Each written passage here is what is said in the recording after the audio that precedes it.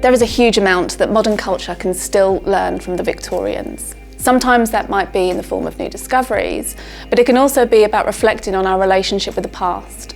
How is it similar and how is it different? My recent research on Victorian literature has been looking at the representation of violence, particularly gendered and sexual violence, an issue that's of global importance today.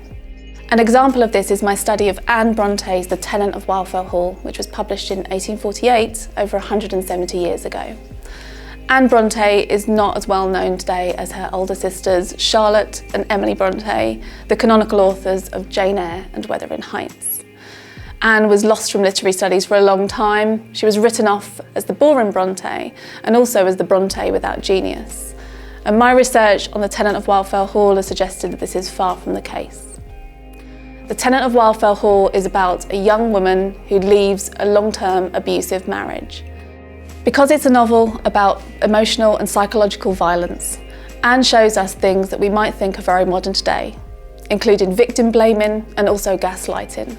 But she also shows us control and coercion, areas of domestic violence that have only been recently acknowledged in legislation in 2015.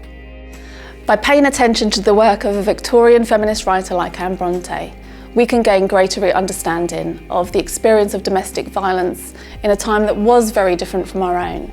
But we can also find synergies with the present. And it's a reminder of just how far we have to go in tackling this issue of global importance. My name is Clara Callaghan and I'm a lecturer in English in the School of Social Sciences and Humanities at Loughborough University.